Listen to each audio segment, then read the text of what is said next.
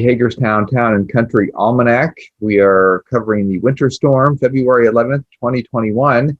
And joining me today is Eric Kirshner. He is in Cumberland, Maryland. And what I'm going to do here is introduce Eric. He's provided winter weather video for us over the last couple of weeks from Western Maryland, since we've had this quite active weather pattern. So thank you for joining us today, Eric. Nice to join you as well.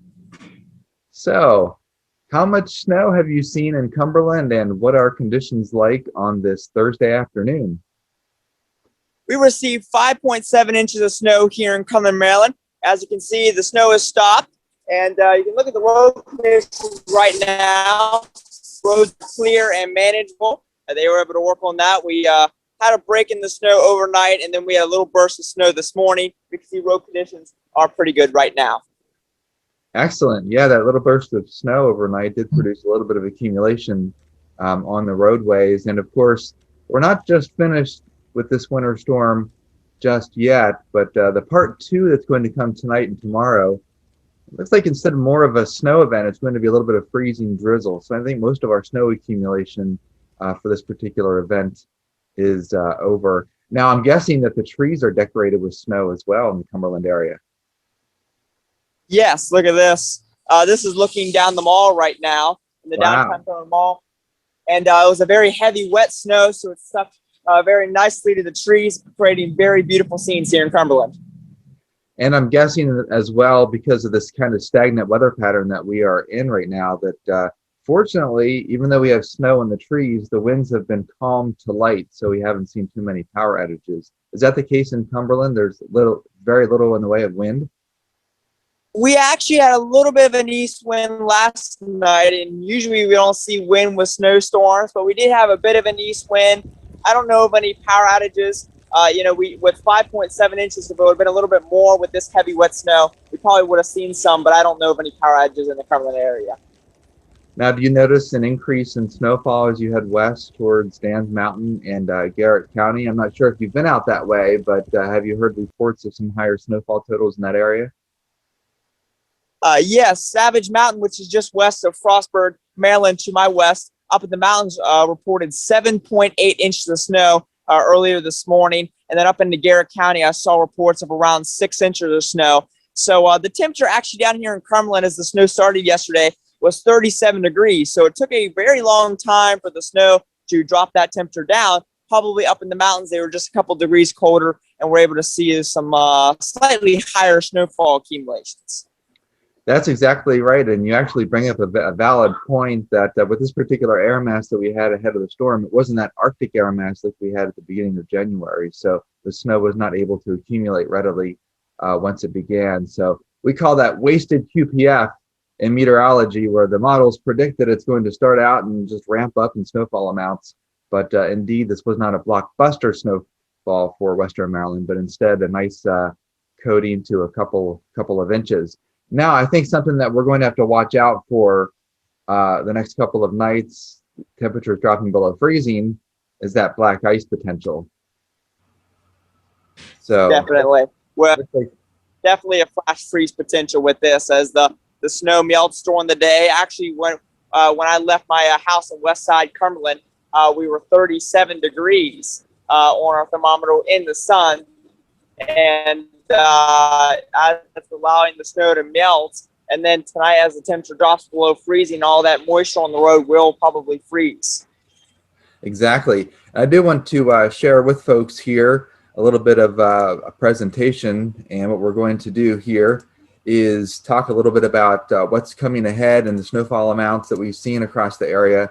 This is the Mid-Atlantic snowfall amounts, basically 1 to 3 inches in the area from Gaithersburg towards Baltimore. The hardest hit area is where you are, Eric, out in Western Maryland, anywhere from 5 to 8 inches of snow. The snow actually began back towards southwestern parts of Ohio, and the northern part of the storm brought a couple of inches, 1 to 3 inches towards the Pittsburgh area, up towards Altoona State College, and up into parts of New Jersey. Now, I do want to mention that the wet snowfall here in the Gaithersburg area, we accumulated about 1 or 2 inches. It looks very similar to what you're seeing right now in the Cumberland area, the roads are just wet, so no major travel concerns in Gaithersburg. But as you mentioned, the snow came last night, and take a look at some of these images.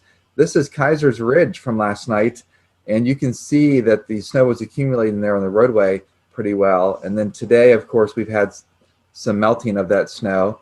This is in Laval, not too far from where you are, Eric. And last night, parts of Interstate 68 were covered, but now it's basically just wet in nature. And then a little bit further east into Baltimore, the roads stayed wet along I-95 last night, and once again here this morning. Now, the snowfall departure from average across the mid-Atlantic, notice that where you are in Cumberland has been slightly above average for snowfall up towards northern Maryland, the higher elevations.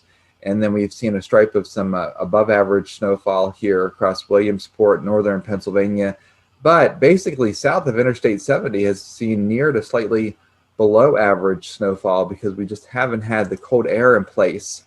And ironically, this graphic here, Eric, shows which decades from the 1960s to the 2010s has seen the most 6-inch plus snow days.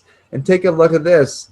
This is even before both of us were born. Back in the 60s, there were multiple days where there was more than 6 inches of snowfall during the wintertime. But of course, we've had basically a little bit of a break in the snow the last couple of winters, but this winter we finally picked things up. Now, I do want to mention that we've seen a lot of cloud cover recently, but the average temperature, believe it or not, across the mid-Atlantic has been slightly above average.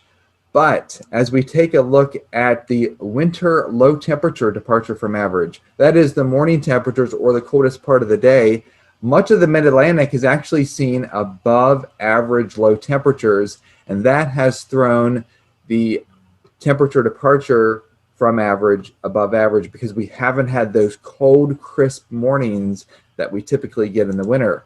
Take a look at this though. The average high temperature has been well below average, and that is because we've had plenty of cloud cover.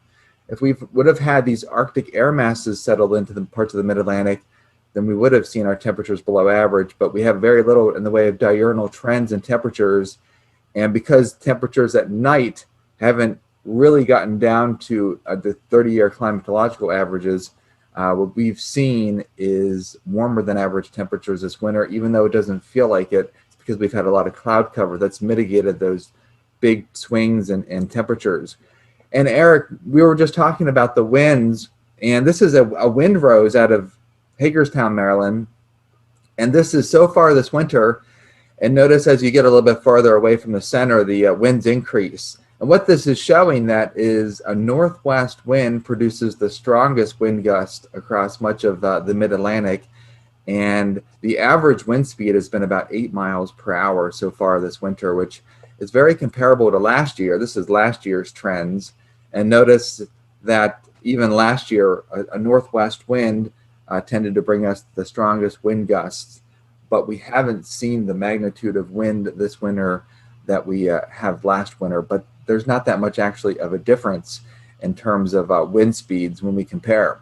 Now, one thing we do want to mention is this snow will eventually melt, but the areas that are going to see snow melt first because of the sun's direct angle on the south-facing slopes is those south-facing slopes. So, for example, if you are traveling I-68 west into Garrett County, what you're going to see is on your right-hand side that the snow will melt more readily than on the left-hand side, the north-facing slopes. So as we come back here, and I'll stop sharing my screen here, we'll return. And it looks like things in Cumberland, very picturesque. Have you seen any significant travel problems or noted any travel problems in the Cumberland area from the storm system? Yeah, actually last night as the peak of the event was occurring, we had very heavy snowfall rates, and most roads were pretty nasty, and visibility were reduced due to heavy snow. And we actually the snow emergency plan was put into effect for Allegheny County. The plows were in full force. There definitely was travel impacts last night. Now, have you been keeping a running tally of snowfall so far this winter in the Cumberland area? Yes. Actually, my dad knows a little bit more than I do. I think we were sitting around 22 inches or so and now we got 5.7. So we're probably in the upper 20s right now for our total snowfall right now. Okay. And incidentally, Cumberland averages about 36 inches of snow in the winter. So we're still below average. And of course, once you jump over the mountains into Garrett County, the average increases exponentially towards Fensel and Oakland. But even those areas, as I mentioned on the graphic there, have seen near to slightly below average because snowfall this winter, even though it seems like it's been snowing constantly out in Garrett County, but you know, the 30-year average for snowfall is pretty impressive in that area. They get a lot of upslope and lake effect snow. So even though it seemed like it's been snowing all winter in Garrett County, it's really not unusual for Garrett County to see the numbers that they've seen so far this winter. And of course, we still have the rest of the month of February and March. Even the groundhog in Cumberland, I believe, predicted what, 6 more weeks of winter? Yeah, they were both in agreement. So how much snow do you think Cumberland will get the rest of the winter? I'll put you on the spot here. All I know is that there's chances coming up. You know, you can't shovel potential, but we're definitely in an active period. Last winter was so dull. There was very little chances the entire winter. At least this winter we have chances. Right. And from a meteorological perspective here, I've been looking at some of the data, and you know, have you ever heard of the North Atlantic Oscillation and the Atlantic Oscillation before? Yes, the signals. Yeah, right. So the NAO has been negative this winter, and that has produced some of the cool weather we've been seeing. I think there's a little bit of a pattern shift coming up in February, that the storm track, instead of being to the south and east of Cumberland, which tends to produce the snowfall, which is what we saw last night, I think it's going to start to flip a little bit more to the west of the mountains, and that's going to bring some wintry mix potential back into the Cumberland area instead of just pure snow events here going forward in the month of February. Yeah, we definitely don't do the best when they cut to the west. If storms will cut to the west, we're either in a wintry mix or ice, or just sometimes plain rain. If the low tracks and goes directly west to east or northwest, sometimes we can downslope pretty heavily down here on the east side of the mountains, while Garrett County will do a lot better than us. But also, since we're on the east side of the mountains, sometimes we can still hang in there because the cold air will wedge on this side of the mountains. So we're just going to have to see how it all plays out. Yeah, those cold air damming events can produce some prolific ice storms, and February is notorious for ice storms in the Appalachians. So yeah, we'll continue to follow that for sure. Well, thank you so much for joining me today, Eric. And of course, we'll probably get another opportunity before the winter's out to see at least a wintry mix in the Cumberland area, that's for sure. Thank you for letting me come on.